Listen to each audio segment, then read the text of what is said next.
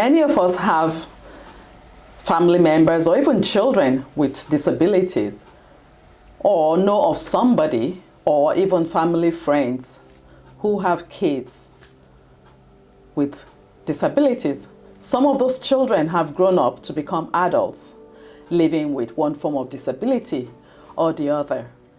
As a people, as a society, how do we take care of those with disabilities? But much more than that, how do we take care of those who are caring for people with disabilities?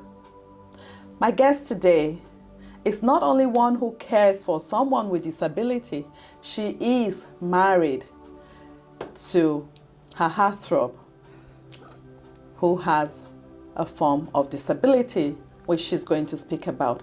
My name is Modupe Ehinlaiye. I'm your host on Talk with Mo. This is another exciting episode, and I'm glad to welcome our guest today, Yvonne Oni. Hello, Yvonne. Hi, well, thank you so much for having me here. I appreciate it. Of course, it's a privilege to have you share your story with not only me, but with our audience and with our viewers. I'm going to start us off with you introducing yourself. So let us get to know you a little bit. Okay, I'm Yvonne. I don't know what there's a lot to say about me and also very little to say about me. I'm a simple girl.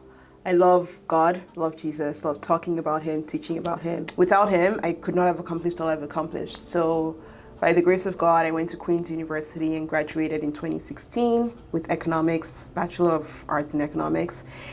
And I've worked in the financial services industry and now at a regulator for a span of about 7 years.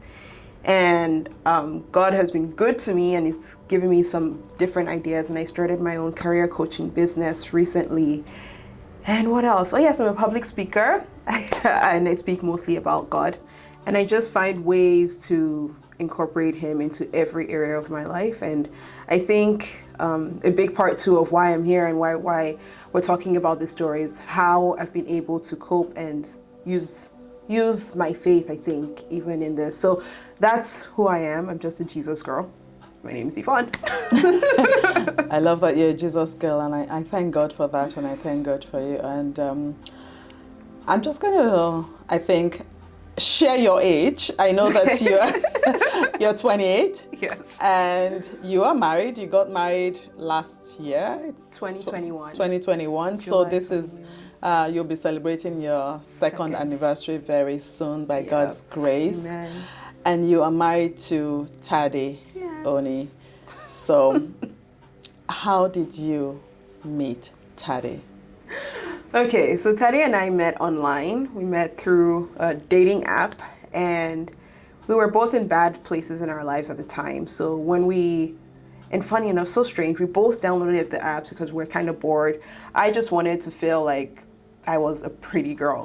And I downloaded the app, of course, people would be chatting me up and telling me how good I looked, and it never went anywhere other than that. Someone will chat me and I will delete it and not even respond half the time. So when I saw he liked me, and we matched, I made the first move, which is such a weird thing for me. I would never do that. So I texted him and I was like, where in Nigeria are you from? Because I knew he was Nigerian. And from there, we just did not stop talking. We started texting. And he told me about his disability right up front because that had been a deterrent to him in a lot of areas in his life, especially his romantic life. And at the time, I wasn't looking for anything serious or even anyone to date. So I just felt compelled to pray for him. And so I started praying for him more and more. And I started praying for his family, for his mom in particular. And my heart, I think, see, prayer does things. From prayer, I think God spoke to me and let me know Tade is your husband. This was before we even met. So anyway, so that's the long and short of how we met. And then I visited him at his home and I saw how bad his condition really was in person. But because I had heard God, it didn't affect anything, because as soon as I heard from God, I knew this was my husband. I loved him. It was an instant thing. It didn't take time for us to get to know each other. It felt like we we've known each other for years and years. So, you know, a lot of love stories and relationships start out with, oh, I went on this date, we traveled here, we did this. But the first year and a half of mine and Tade's relationship was spent in his bedroom. Not doing anything, but spent in his bedroom, watching TV, laughing, playing games, and just really getting to know each other. So I think that was a blessing in disguise, because we have that where we've built such a strong relationship, such a strong foundation, just from the get-go because of his situation and his disability. Now, when you say you spent a lot of time in his bedroom, I'm sure our viewers want to know why you were in the bedroom and not going out. Yes. So do you want to shed some light on that? Yeah, of course. So Tade was diagnosed with MS, and it progressed really fast. So his situation and symptoms went downhill very quickly. It was, when I met him, he was still using a walker to walk, and we thought things were getting better. And then it just, from there, he couldn't even stand anymore, so he had to be in a wheelchair. And unfortunately, he didn't live in an accessible home, so he was in the basement of his home. And so we couldn't go out, he couldn't really do anything. The only time he ever went out while he was in Kingston was if he had a doctor's appointment, and it took the whole family coming together to like lift him and take him out. He's a large guy too, he's quite tall. So leaving the house, unfortunately, was not an option. Leaving the basement was not an option. And you can imagine, it was the basement. It's not the most pleasant place to be. So that's why we were a lot of times in his bedroom, because his bedroom was in the basement. There was a living room down there as well, but again, it took effort to take him out of the room. So a lot of times we spent in the bed, just, you know, hanging out. So, yeah. And you said MS. For those of us who are not familiar, what is MS? Multiple sclerosis. So it's an autoimmune disease that attacks your body and thinks the good cells in your body are actually bad cells. So it kind of makes your body want to do the opposite of what it should be doing, and it's slowly trying to. It causes disability, and it presents differently in so many different people. His is very rare, and his progressed way faster because Tade has and is a very healthy person. Even till today, when he goes to get his blood work done, everyone's always surprised by how healthy he is, but his symptoms present so strangely. So yeah, that's what MS is, and he has lesions in his brain. So I don't know how to explain that, but he has lesions in his brain that affect his mobility and affect the connections between his nerves and his muscles. Yeah, so I think I explained it well. I'm not a doctor. I'm sure we have an idea of what MS or multiple sclerosis is now. So when you started dating him officially, what was his parents' reaction? What was your parents' reaction? Did you tell your parents, because you were in his parents' home, so they knew? What was his parents' reaction at first? So I showed up at his house, and his mom wasn't home, but I brought her flowers because I knew he lived with her. And so it was his sister-in-law that was home. So she knew I was coming. I guess he told her, so she was excited to meet me, and we were just chatting for like 5 minutes, and she's like, "Oh, I'll show you to Tade." So I went down and met him. And I don't think I met his parents till the second time, or I met his mom anyways. And she's just like, "Oh, I heard about you, nice to meet you." It was very different than the usual.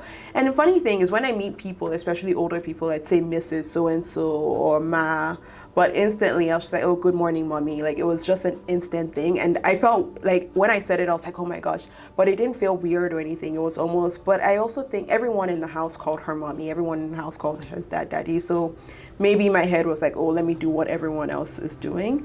I'm not sure what that was, but she was very receptive to me, very loving. She made me feel very welcome in the house. And if they were having any events, it was, "Oh, make sure Yvonne is there, make sure Yvonne comes." So it was very different from the typical Nigerian family, where it's like, okay, first of all, you shouldn't have a girlfriend at this time, you shouldn't be bringing her home, she shouldn't be in your room, all these things. But even his mom offered one time I could stay over, and she's like, "But we have another room prepared for you if you want to stay over." So she was very, very happy, I think, for Tade to be happy, because it was a huge difference in his life and in his mental health. So that was her reaction for the most part.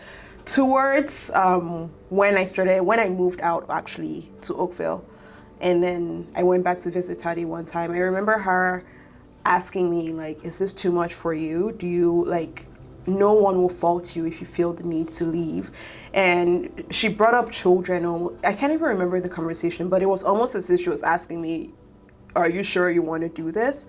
And I took that as a very, I don't know, I think that was a way of her showing her motherly care. Like, I appreciate you're doing this, but you don't have to. And I let her know I'm not doing anything because I have to. I love your son. Like, what if he was able-bodied? This question will not even be a thing.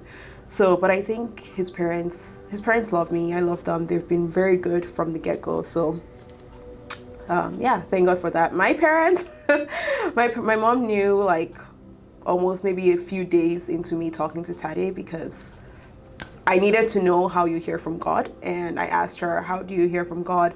And then I told her, I think God told me, you know, this guy I'm seeing or talking to is my husband. And I told her about his condition. And I don't think she knew about how deep everything was until, you know, much later, and even until she met Tade and she saw, okay, this isn't maybe, I think maybe I also downplayed it a little bit. I don't know. But my dad was always very supportive of Tade and yeah, I think they were just very happy to see me happy and in love with someone who loves me the way I deserve to be loved. So, yeah. Now, when you describe this, the reaction of Tade's parents, and you did say something like, it's not like the typical Nigerian parents. so I'm sure people are wondering, what are your experiences? Have you dated someone that you were treated differently? And we'll get to Tade's own relationship. Had he dated someone in the past, and how were they treated? So, but tell me about that. Yeah, I haven't dated any Nigerians or anyone seriously in the past. I saw this one Nigerian guy for like maybe 2 weeks, but I never met parents or anything. But from my, I think maybe what I see in media as well, I see strict parents, you know, like you cannot bring anyone home unless it's the person you are going to marry for sure. And, you know, the person has to be this and that, and they cannot be anything other than what I want them to be for you. So, you know, going over and having it to be such a warm welcome, like I was already part of the family, was not what I thought. Even if I was dating a Caucasian or anyone else, I would not have expected that kind of warm welcome, because this is a stranger coming into the family, you know.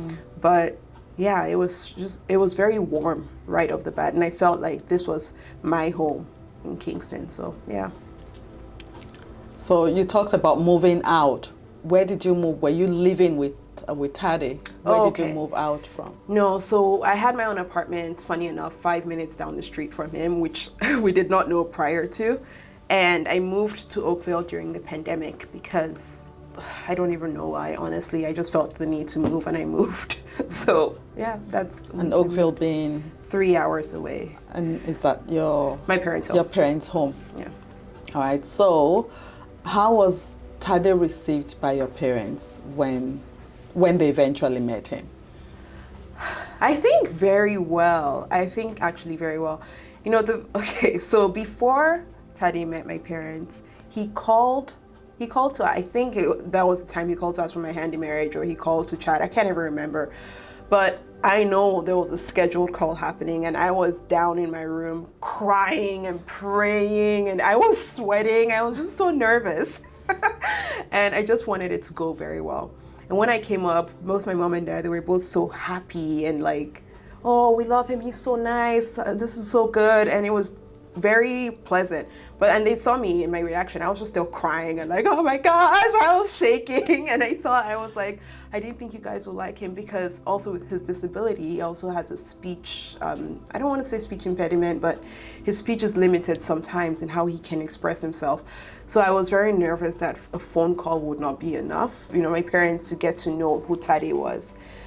But I think that was. And so eventually when Tade met my parents, it was almost like that was their son. Like, and even till this day, it's when we're praying for the whole family, it's praying for me and my 3 sisters and Tade. It's like it's just part of my parents' children now. So it was almost an instant adoption into the family, kind of, which was beautiful. And this was also before we were married. So that's also a very rare thing, and rare also for a Nigerian to accept someone they hadn't met, to accept someone they hadn't, they didn't know, and someone with a disability, which I know for a lot of parents, they're like, is this really what you want my child? So it was beautiful on both ends. I thank God for that, because Tade has great in-laws, I have great in-laws, and that's not very common. So yeah. Now let's talk about you as a wife to a person living with disability. Oftentimes in society, the focus is on the person with disability. We tend to ignore the people caring for them because they're not in the forefront, or they're not presenting that they have a need. Yeah. So how has that been for you? Yeah, that's actually, getting married to Tade, it was really hard in the beginning, because like you said, people saw him, they didn't see me. So a lot of times, we'd go to church, and some days, a few times in the very beginning when we moved into our house, we're still kind of getting used to being together and me being his caretaker and even getting out of the house and all of that. So a few times he fell and we had to call 911. And there was one time he fell, called 911, but we still made it to church. And people came up to Tade, they were greeting him. It was all about Tade and like, oh, we're so glad you made it here. But no one understood what happened and how Tade got to church. And it happened over and over. There was one time we were going, again, church is our life, so a lot of our examples are church. But we're going to church, and it was such a difficult morning. I was literally crying, sweating, and I had cut myself in helping him on my leg. There was still a scar. So when I explained those blood, sweat, and tears that went into that morning, people are like, oh, whatever. They just minimized it. I didn't say anything. So we got to church, and the person on stage was talking generally, and he went, oh my gosh, Tade, it's so good to see you here today, and then just kept talking. And I was just like, how about me? A lot of times, people would say, oh, let me bring food to Tade. If again, we're in church, there's an event, he can't go downstairs, just let me bring food to no one. I feel very forgotten a lot of the time. I feel very like, do I not matter? Does no one see my struggles? There was one time, I'm bringing so many examples because they've been locked in, and this will be the last one. But there was one time I was so sick, and Tade was not, he was fine. I think he had a cough, but he never gets sick, thank God, because I can't. Anyways, so I called someone and I was like, oh, I'm so sick, and the person was like, oh my gosh, how's Tade? Instantly, we just went, how's Tade doing? And I'm like, thank you so much, Tade is fine, but I am the one like very close to dying, help me. So, it's very much, everyone sees me, and I'm glad people see me as this strong person, but I think they see all caretakers as just the caretaker, and they don't see what actually goes on behind the scenes. It's a lot to take care of a person and take care of yourself. That period of being sick, I broke down and cried, and I said, God, I'm taking care of Tade, who's taking care of me. And in that moment, I just felt so much peace because I heard, I'm taking care of you. And that's been carrying me, because who better to take care of me than God? So even if it's someone else taking care of me, fine, but I have God taking care of me, which is so much better. So yeah, that's what it's been like, being the forgotten caregiver. The forgotten caregiver.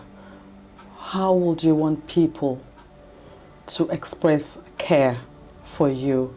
Because this is not only educative, but this is raising a lot of awareness for many people who never thought about this angle. So what would you want people to know, and how would you want them to express that care for you and to others who are caring for people with disabilities, mothers who are caring for children, wives, husbands who are caring for wives with disability? How would you want people? I think there's a phrase that goes around the internet once every month. It says, check up on your strong friends. And that's so important because strong people also have feelings, and strong people break down. Strong people are not strong 24/7. So I think when people are checking up on Tade or making sure Tade is fine, or even when I come to church without Tade, it's why didn't you bring Tade to church? He's a grown man. If he says he's not going to church, I'm not going to force him. Why isn't he wearing a jacket? Why isn't he eating? He's fasting. Like, let me live. So I think when, people need to be more aware of what they're saying to the caregiver, because I have my own life. My life isn't all about Tade. A big chunk of it is, just like I'm a big chunk of his. But I think a lot of people need to be aware of what they're saying, how they're communicating, and also checking up on me, not just how's Tade doing, how's Tade doing, how's Tade doing all the time. Because as much as I love him and I want people to support him so much, and which they do, I also need support. Sometimes I also need someone to check up on me once in a while. You have needs, so just a little bit more sensitivity when they communicate with you and checking on you. Yeah, and I know this is not common to me because I've chatted with a few other caregivers. There's one lady at my work who's also married to someone who had a disability. Thank God he's getting better. And she was expressing everything that I had never said out loud. And I was like, oh my gosh, so this isn't just me. I'm just not this sensitive person. I thought I was very sensitive and I kept a lot of it in. But it was nice seeing that this was happening to someone else. And there's this professor at Queen's she's Nigerian. Her mom has MS and she was her mom's primary caregiver. And she's doing a study right now, and I kind of got roped into the study. I don't know where it's going, but she was sharing her experiences. And as we're talking, I'm like, I share the exact same, the same thing, same feeling. And I think her study is actually called the forgotten caregiver. That's where I got that term from. So it's interesting to see that this caregiver thing, it spans across different kinds of relationships. It's not just spousal, it's not just, it spans across. So a mother taking care of a child with a disability, a child taking care of a mother with a disability, a husband and wife, it really does. The caregiver is often overlooked and very often forgotten. So I'm going to take you back to dating Tade. At the point or just before you got married, was there ever any point in time where you started rethinking getting married to Tade and what the consequences of that will be and how life would be like living with? It's a good question. I don't think I ever did. And that's only because I heard Tade is your husband and I was sure of it. Even till today, sometimes I'm like, this is really difficult, but I won't have it any other way to be with anyone else. Because frankly, if I had an able-bodied man, maybe he'd cheat on me. Maybe he'd do this, maybe he'd do that. I know Tade could still do all these crazy things, even in a chair. But I know Tade is the best person for me because God chose him for me and vice versa. So then this is where I say my faith has really kept me, because there's so many things that can go through someone's head, but a lot of them haven't gone through mine. Thank God. One of my friends was asking me that question, a similar question, and she was like, so you dated him in this condition and then you proceeded to marrying him. Is there why did you do that? I'm like, it's very simple. I love him, I love God, and I'm willing to honor both of them. It's not, to me, it was never a question of if there was someone else, would you, I never had any doubts because of God, I think. Yeah. How has married life been? Beautiful. Apart from taking care of Tade, how has it been? Married life has been an adventure so far because we're both figuring out how to navigate life with one another, how to navigate life in an interabled relationship. I love traveling. I've always loved traveling. So that's something I kind of had to, I knew I wasn't giving up permanently, but we couldn't figure out traveling while we're also figuring out how to even just get out of the house. So there are some things I knew I've had to push a little to the side, not forever. And now we're actually exploring traveling again. So that's awesome. But yeah, it's been an adventure just getting to know someone. And this has really put life in perspective for me because before, life was not so much easy for me, but life was a lot about me. I did things on my own terms for me. And our relationship, I think, is like any other marriage where there's going to be sacrifices and you're going to have to maybe honor that person's time over yours in certain situations. So I've had to learn the basics of marriage in our marriage because it's a new one. But I've also had to learn taking care of someone else, taking care of a full-grown man, because that is so different than taking care of like a child, for example.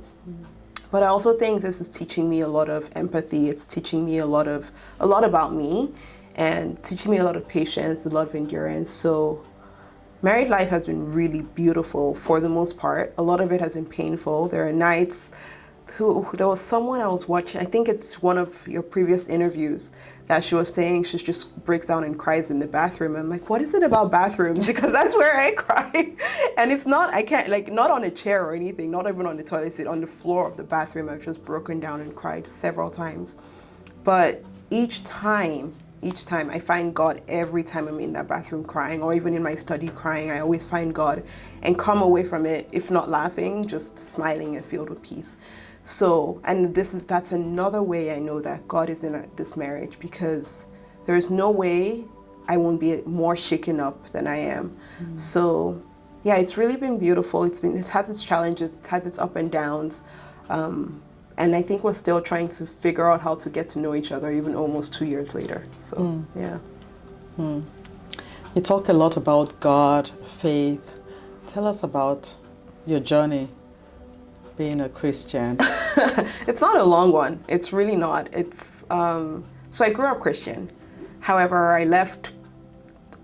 Okay, I don't know if, I left the faith in terms of what the faith really means. I still called myself a Christian. I still professed to love God, but I was not doing or being what a Christian should do or be. So it wasn't until the pandemic, and just actually right when I met Tade, I started going back to church and I started praying more. And I think praying for him really, really kicked in my faith, because I was wanting to see a miracle. And through studying, his MS, studying the Word of God, I grew to love God for who he is. So God forbid, if Tade is taken from my life today, I will still have God in my life. And that is such a comfort. So, my faith, I think it's carried me through. But in 2020, that was when I really gave my whole life to Christ. I had to do some big turnarounds and some public confessions.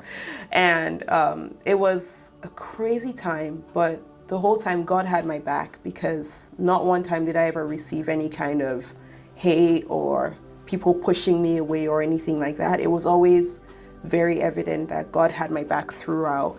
So even in that, there's little steps of obedience you can take in your faith that show you just how much God has your back if you keep walking in faith with him. So I think that's what's carried me through. So like I said, I really gave my life to him in 2020, and now we're in 2023, not so long after. And it's a very clear journey of what God has done in my life. So yeah. Praise God for that.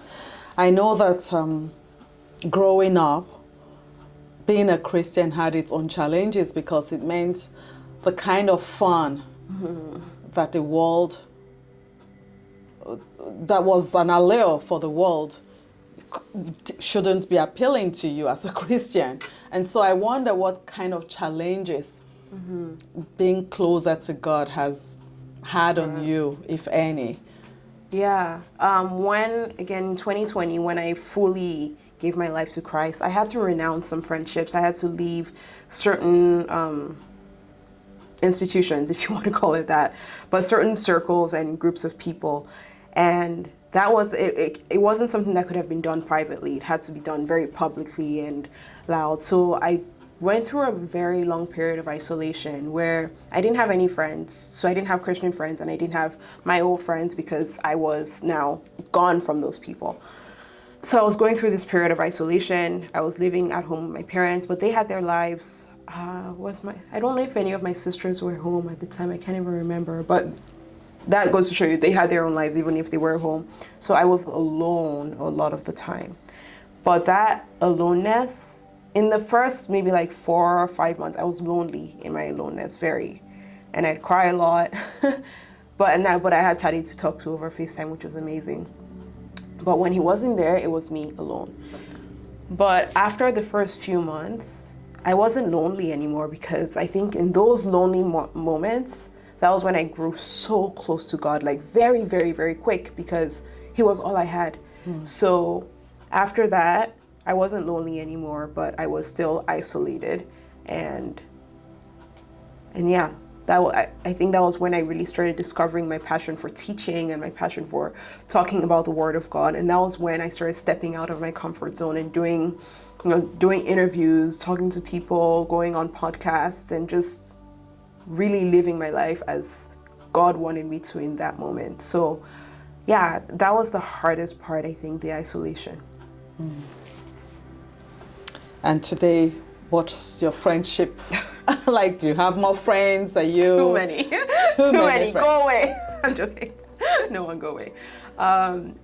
No, God is good. So we moved, after we got married, we moved to St. Catharines, bought our house, and when we moved to St. Catharines, we were still going to church in Mississauga for a while, until one day I was scrolling through Instagram and it was date night, and we had nothing planned for date night. So we said, I saw this thing happening called God of Wonders at Royal House, and I was like, all right, let's go. It's date night. We have nothing else to do. So we went to God of Wonders for date night, and as soon as I stepped in there, I was like, this is home. And Tade felt the same. So that's become our church now, and it's an amazing environment. It's very supportive. We have so many people that love us genuinely in that environment, and so many people we can call more than friends even. So I think that's what it is today now. We have a very strong community of believers around us that are all, like, you can call on them for anything and they'll be there. That's one thing I need to get better at, but we're not, yeah. So we have a good circle of believers around us now. I know many of the people watching would like to know, what are the plans you have for children? Good question. Tade and I have talked a lot about children. I've always wanted to foster. I've always been saying that for a very long time. And when I told him that when we're dating, he's like, oh, it sounds cool. Like, yeah, I'm up for it. And I brought it up again a few months ago, and he's like, okay, sure. So we keep talking about it, and he's open to the idea of fostering, but he also really wants his own children, which I do want my own children too. We've been praying. In December 2021, I thought I was pregnant, and I was so excited. We were both so excited, and then I got my period, and we both got really sad. So that was the point we knew we really wanted to have kids. So we have a spare room in our house, and that room was just a junk room for a long time. So I started clearing it out in hopes of, okay, let's actually work towards this child thing. But then I've been having, and Tade too, we've been talking about this, and we're like, we want children, but we don't know if this is the right time, because as much as people say, oh, we'll be there for your kids, we'll be there for you, we'll help. Okay, great, maybe someone will help for the first 4 months. And God forbid if Tade isn't up by then what happens after the first 4 months? It's just me and the child and Tade and the dishes and the laundry and my work. So it's too much. And I think we've both come to this place of content and just being happy with each other and loving ourselves, loving God, and knowing that God has a plan. And I know there's kids in the future. That's 100% sure, thank God. I just don't know that it's right now. We do want kids. We know the amount of kids we want. We know one of their names. So yeah, it's a plan. It's just, it's so indefinite to know when. And it's not like we're waiting for Tade to get up before we start having kids. I think we just need to have more of a solid foundation behind us before we go on that journey.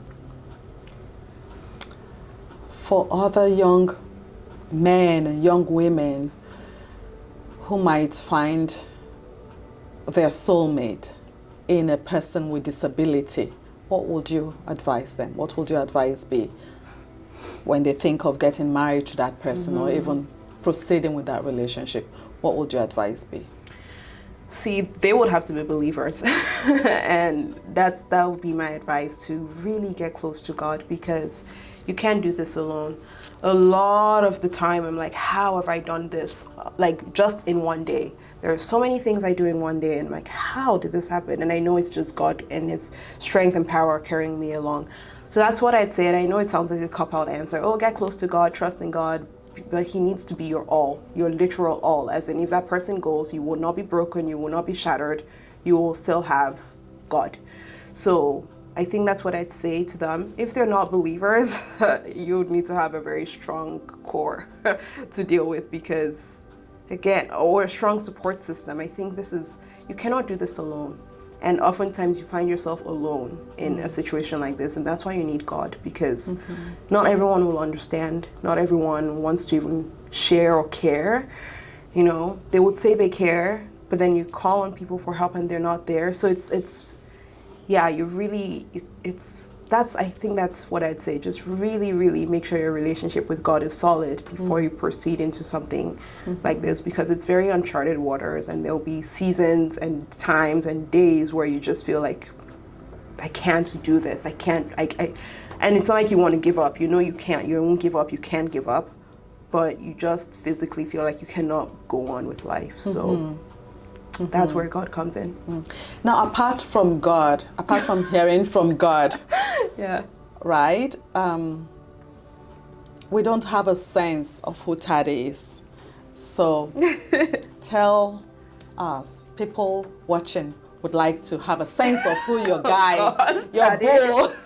So tell us about Tade, and what makes him the man for you. There's so much I can say about Tade. He is, first of all, he's tall, dark, and handsome. So I'm just gonna put that out there. But no, he's a very generous person. He gives so freely of his time, and he's just very giving. When I met him, that was one thing that struck me, because he had this old iPhone and an old computer that could have sold for probably over $1,000 online, but he just gave them away because he's like, I don't need them, I'm not going to use them. And he's just always been someone who gives and gives and gives. He's also very resourceful. With his situation, he's found ways to just keep going with life. He's found ways to keep shining and keep inspiring people. He just started his own business. He started a few businesses even from here. It's amazing. He's a very strong man of faith, a man of few words. And I think Tade's trademark is his smile. Everyone who sees him talks about his smile every single time. And that was actually one of the first things I said to him when I saw him on FaceTime for the first time. I was like, that's your smile. He has a beautiful smile, a beautiful heart. He's just really, I think he's an answered prayer and like my angel on earth, because a lot of times, even when I'm going through it, and sometimes he might be too, but he puts his aside so he can help me, and he's just a very good support. I don't know how else to put it, and it sounds gross when I say this, but he's like my sibling. He's like my brother, but at the same time, he's my lover. It's so weird because, he's my everything. Apart from God. Sorry, God. Well, Yvonne, thank you so much for sharing. Thank you for having me. Your story with us. It's been such a privilege to hear that. And viewers, the one thing I didn't tell you at the beginning is that Yvonne happens to be my daughter. And I am so privileged to have her as my daughter and Tade as our son-in-law, my husband and I. Yvonne mentioned Tade's smile. The first time we met Tade, it was his smile. Tade has been the kindest young man that we could ever wish for our daughter, Yvonne. Seeing how happy they both are makes up for any disability. And you might be a parent out there wondering how this would work out for your kid who's wanting to proceed with a person with disability. Let me encourage you. It is not on you to do anything. It is for God to do this. If they love each other, if they're good with each other, if their values work out for each other, then leave it up to God. Yep. We have seen our daughter at her happiest since she met Tade. And we know that certainly this was God's plan for them. Tade might be disabled, but together they are whole. Yeah. So I want to sign off today by saying, do not stop anything that is happening in your children's life because of disability. What if they were your child? Wouldn't you wish them happiness? Tade has become our son, and we couldn't be more proud. So for every young woman, every young man out there, if you find your dream in a person with disability, go for it. The sky is only the starting point, and God will be with you all. Until next time, do not forget to subscribe to this channel for another exciting episode of Talk with Mo. Don't forget to push on that notification bell. You really do not want to miss our next episode. Until next time, God bless you. Catch you later. Bye now.